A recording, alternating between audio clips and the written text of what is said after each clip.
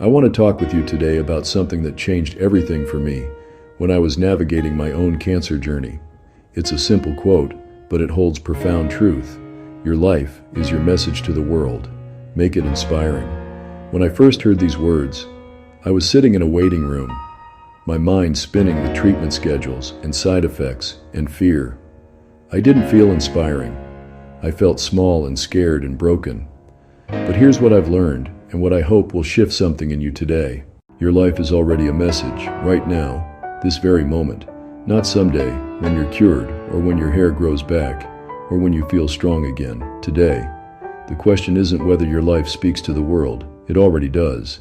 The question is, what is it saying? I know what you might be thinking. How can my life be inspiring when I can barely get out of bed some days, when I'm throwing up from chemo, when I'm terrified every time I go in for a scan? I hear you. I've been there. But inspiration doesn't mean perfection. It doesn't mean pretending everything is fine or putting on a brave face when you're falling apart inside. True inspiration comes from authenticity.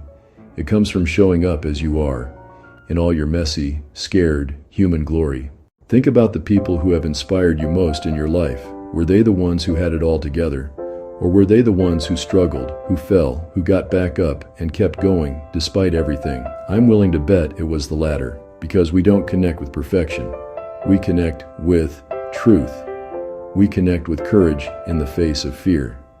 We connect with people who keep choosing life, keep choosing hope, keep choosing to show up, even when it would be easier to disappear. So, how do we live this?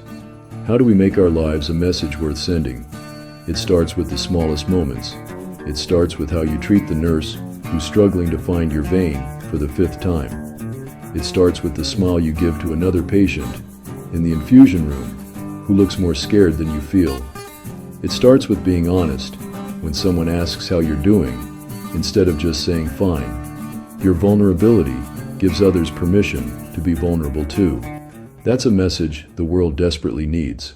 I started practicing what I call conscious living. Every morning, before my feet hit the floor, I ask myself, what message do I want to send today? Some days, that message is resilience. I show up to treatment. I take my medications. I do the hard things. Other days, that message is gentleness. I rest. I ask for help. I honor what my body needs. Both are equally important. Both are equally inspiring. Because you're teaching people that strength isn't just about pushing through. Sometimes strength is knowing when to surrender. Here's something that changed everything for me. I started seeing every interaction as an opportunity to leave something good behind. A kind word to the grocery store clerk. A text to a friend I haven't talked to in months. A moment of patience when I wanted to snap at my caregiver. These tiny choices accumulate. They ripple out in ways we'll never fully see. Your 5 minutes of patience might be the thing that helps someone else choose patience tomorrow. Your honesty about your fear might give someone else courage to speak their truth. This philosophy transforms everything because it gives meaning to the hardest moments. When you're lying in bed, unable to move, your message might be about endurance, about the quiet strength it takes just to breathe through another day. That matters. When you're grieving the life you had before diagnosis, your message might be about loss and the courage it takes to feel your feelings fully. That matters too. Nothing is wasted.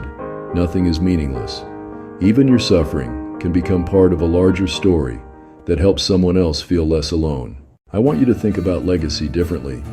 Legacy isn't just what you leave behind when you're gone. Legacy is what you create every single day. It's in the way you love your people, the way you fight for yourself, the way you show up even when you don't want to. You're writing your story right now, and people are watching. Not in a pressure-filled way, in a beautiful way. Your kids are learning what courage looks like. Your friends are learning what real strength means. Other patients are finding hope in your journey. You don't have to be perfect. You don't have to be positive all the time. You don't have to inspire everyone.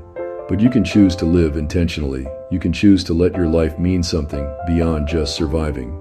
You can decide that cancer won't be the only story you tell.